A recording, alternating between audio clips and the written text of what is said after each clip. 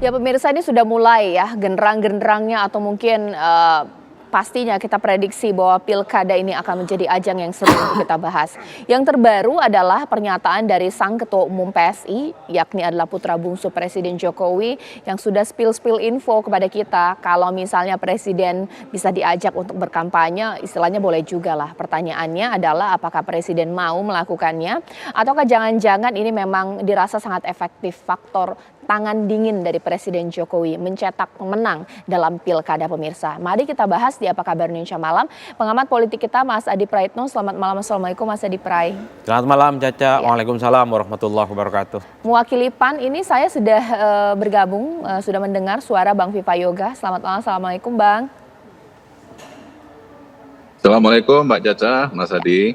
Sebelum saya ke Bang Viva Yoga, pastinya saya ingin ke Mas Adi Prai dulu. Sebenarnya sesuatu yang mesti kita anggap serius tidak sih kalau sampai putranya sendiri itu di publik mengatakan bahwa ya kita pengen ngajak Jokowi kalau misalnya Presiden Jokowi mau. Apakah jangan-jangan karena ini keluarga sebenarnya Presiden Jokowi mau tidak mau juga akan melakukannya? Masa nggak mau bantu anak sendiri, ini seperti apa?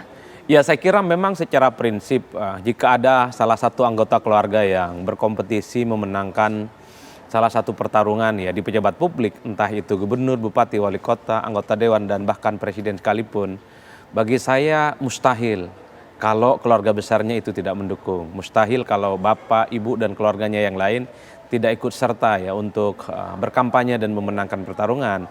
Nah ini yang ramai karena menyangkut posisi presiden ya. Kenapa terkesan Presiden Jokowi itu menghindari untuk mengiyakan ketika Kaisang mengajak berkampanye dalam pilkada nanti. Saya kira faktornya dua hal. Pertama tentu Jokowi ingin menghindari istilah cawe-cawe yang dulu sempat sering ya bahwa Jokowi itu cawe-cawe dalam Pilpres 2024. Tentu Pak Jokowi tidak mau kebisingan terkait dengan Pilpres itu terulang, bahwa Pak Jokowi juga cawe-cawe terkait dengan pilkada ya tentu melalui PSI.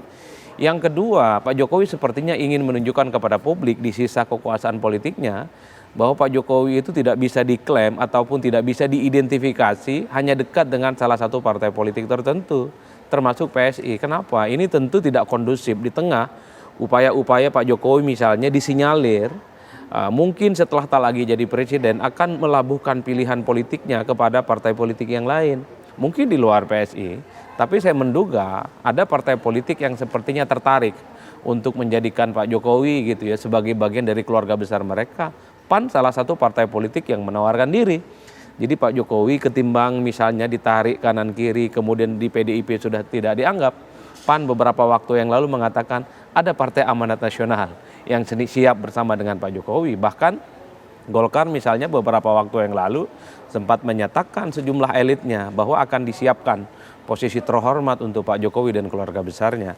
Ini yang sepertinya sedang dijaga betul oleh Pak Jokowi, bahwa sekalipun Pak Jokowi itu terkesan menolak ajakan berkampanye untuk memenangkan PSI, tapi bagi saya secara alamiah, secara hitoh politik Pak Jokowi pasti membantu. Mas Adi Prai, sebenarnya saya ingin mengundang pihak dari PSI sendiri ya untuk berdialog dengan kita di malam hari ini, tapi belum ada yang nyantol tuh. Tapi boleh dikomentari, sebenarnya kita kan maunya arena ini bertanding itu ibaratnya secara fair ya. Kalau partai politik lain meski dalam koridor koalisi sebenarnya akan mengamini atau nggak masalah, apakah menjadi masalah jikalau Pak Jokowi ini turun gunung tapi hanya untuk PSI di pilkada? Ya saya kira contohnya PAN lah. Ya saya kira memang publik sebenarnya tidak terlampau mempersoalkan itu terlampau rame ya. Pilpres kemarin kurang gimana lagi. Pak Jokowi dianggap terlampau jauh, cawe-cawe dan ikut serta terkait dengan Pilpres. Ini pilkada ini kan menyangkut begitu banyak sejumlah wilayah-wilayah di seluruh Indonesia yang saya kira fokusnya bukan hanya di daerah tertentu. Jadi mau Pak Jokowi ikut kampanye ataupun tidak, mau ikut ataupun tidak, publik sebenarnya tidak terlampau peduli. Apalagi, kalau partai? Iya, sekalipun itu berkampanye untuk memenangkan PSI ya. Apalagi kan publik juga tahu bahwa sepanjang kampanye pemilu di 2024 kemarin, satu-satunya partai yang mengkapitalisasi posisi Pak Jokowi adalah PSI. Yang merasa ya loyalis Pak Jokowi dan tegak lurus ke Jokowi, pilihlah PSI. Jokowi itu partainya PSI. Itu kan adalah satu-satunya partai yang menurut saya selalu mengekspos di mana pemilih Pak Jokowi itu kan diharapkan memilih PSI. Nah yang ingin saya katakan adalah nanti kita tahu bahwa di bulan November itu setelah Pak Jokowi tak lagi jadi presiden. Oke. Oleh karena itu bagi saya ya ini sangat tergantung dengan Pak Presiden apakah mau ikut ataupun tidak. Tapi memang akan menjadi ramai kalau Presiden mengatakan secara terbuka siap untuk berkampanye.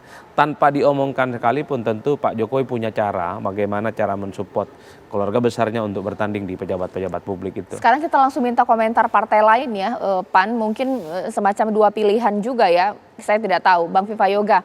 Tidak masalah karena mungkin publik tidak terlalu peduli tangan dingin Presiden Jokowi untuk pilkada, atau jangan-jangan membuat PAN berpikir ya kalau Presiden Jokowi sudah turun gunung ke PSI ya udah kita gabunglah di mana daerah PSI nanti akan mencalonkan. Bagaimana Bang Vivayoga?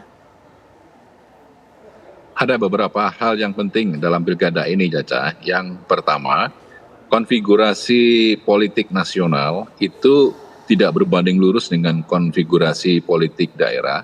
Masing-masing daerah memiliki ciri khas konfigurasi sendiri-sendiri sehingga hal itu menyebabkan terjadi banyak variasi di dalam membangun koalisi partai. Tidak seluruhnya sama identik dengan nasional atau pusat pertama. Yang kedua, pilkada ini menjadi bagian penting dalam proses regenerasi bangsa, terutama dalam proses regenerasi kepemimpinan di daerah. Setelah pemilu presiden selesai, kemudian sekarang ini pilkada, kita akan mampu untuk menghadirkan proses dan kualitas demokrasi yang baik. Soal koalisi, soal Pak Jokowi, itu nanti akan dilihat kemudian. Kalau kemudian nanti Pak Jokowi turun gunung, ya saya rasa itu menjadi hak politik beliau, tetapi tentunya Pak Jokowi tetap mempertimbangkan ya aspirasi politik dari partai-partai koalisi partai pemerintah yang lainnya, dan saya rasa Pak Jokowi akan mampu untuk membangun harmoni, mampu untuk menjaga perasaan, dan mampu untuk bersama-sama dengan partai koalisi yang lain. Karena apa? Pak Jokowi masih memiliki Jokowi lovers, masih ada efek Jokowi yang saat ini masih dibuktikan dengan tingkat kepuasan publik di atas 70%, dan PSI dan beberapa partai yang lain juga mempertaruhkan atau mengutip atau mengandalkan efek Jokowi itu dalam rangka untuk peningkatan elektoral. Jadi masing-masing partai politik tentu akan punya ya tokoh-tokoh nasional yang akan turun, dan masing-masing partai politik juga mempunyai strategi untuk peningkatan elektoral di dalam setiap pilkada di daerah masing-masing. Dan saya rasa Pak Jokowi akan bijak untuk melakukan harmonisasi, melakukan proses untuk bisa mengakomodasi seluruh kekuatan dari partai politik pemerintah. Kalau kemudian dari masing-masing partai mengambil sisi elektoral Pak Jokowi, saya rasa itu bukan hanya PSI saja, dari PAN juga, dari Golkar juga, dan dari beberapa partai politik yang saat ini lolos di parliamentary threshold karena di Senayan, karena kita tahu bahwa PSI sampai saat ini